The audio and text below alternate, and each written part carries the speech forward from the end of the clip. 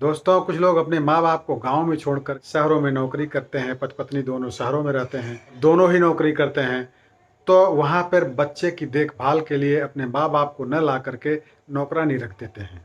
और नौकरानियों का क्या व्यवहार होता है बच्चे के प्रति, इसी बात को लेकर ये कहानी हम आपको सुनाने जा रहे हैं, जिसका कि शीर्षक है अपने तो अपने होते हैं। कहानी इस तरह से है।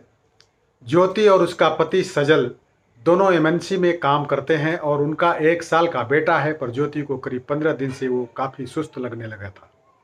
बच्चे को उनके पीछे देखने के लिए एक 12 घंटे की काम करने वाली रजनी है। अभी 1 महीने से ही ज्योति ने अपनी नौकरी दोबारा शुरू की है, जिससे वो ऑफिस में भी बीच बीच में बच्चे को देख सके। इस वजह से घर में सीसीटीवी लगवाया। सीसीटीवी काम वाली की अनुपस्थिति में लगवाया था। अगले दिन ज्योति ऑफिस में जैसे ही अपने बेटे की झलक देखने के लिए बैठी तो उसने देखा तेज आवाज़ में टीवी चल रहा है। काम वाली का पति और सास भी घर पर ही थे। पति आराम से एसी चलाकर लेटा था, सास भी आराम से खा पी रही थी। बेटा रो रहा था तो उसको कुछ खिलाने पिलाने की जगह उसको कुछ सुंघा कर सुलाने की तैयारी थी। ये सब देखकर उससे रहा नहीं गया। उसने तुरंत पति को भी फ़ोन करके घर चलने के लिए कहा। रजनी को शक न हो इसलिए ज्योति ने घर पर बच्चे के लिए फ़ोन किया और ये दिखाया कि वो शाम तक ही घर पहुंचेगी। रजनी पूरी तरह निश्चिंत हो गई। उसका पति और सास अभी घर पर ही थे। जैसे ही ज्योति और उसके पति ने अपनी चाबी से घर का दरवाज़ा खोला, वो हैरान रह गई। सीसीटीवी से तो वो अनजान थे। रजनी ने झूठ बोलने की पूरी कोशिश की और कहा उसके सास और पति को कुछ काम था इसलिए वो यहाँ आए हैं। जब ज्योति ने थोड़ा सख्ती से पुलिस की धमकी दी तब उसने बताया कि ये सब 15 दिन से चल रहा है और बच्चे को वो हल्की मात्रा में अफीम देकर सुला देते थे। ये सब सुनकर ज्योति के तो पैरों तले की जमीन खिसक गई।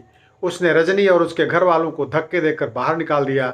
अब ज्योति बहुत देर तक अपने बेटे को सीने से लगाकर फपक फपक कर रोती रही। आज वो अपने सास को साथ न रखकर गांव भेजने के निर्णय पर 8-8 आंसू रो रही थी।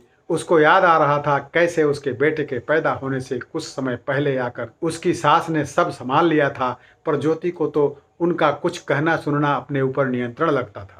तभी तो बेटे के 6 महीने होते होते उसने बच्चे की देखभाल करने के लिए काम वाली को ढूंढना शुरू कर दिया था। आज उसे पता चल रहा था कि एक बच्चा अपने दादा दादी के साथ जितना सुरक्षित है उतना किसी और के साथ नहीं। सजल ने भी उसको बहुत समझाया था, पर उसने एक ना सुनी थी।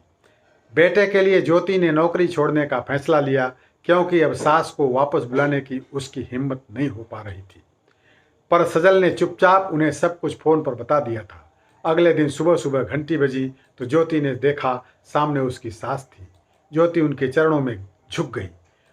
वो उसे गले लगाते हुए बोली, बेटा तैयार हो जा, नहीं तो ऑफिस के लिए देर हो जाएगी। वैसे भी अपने तो अपने ही होते हैं। तो दोस्तों, अगर कहानी हृदय को छू गई हो तो इसे लाइक भी कीजिए, कमेंट्स में अवश्य लिखिए और अपने मित्रों एवं परिजनों को शेयर भी कीजिए। ध्यान से वीडियो को देखने के लिए बहुत बहुत धन्यवाद।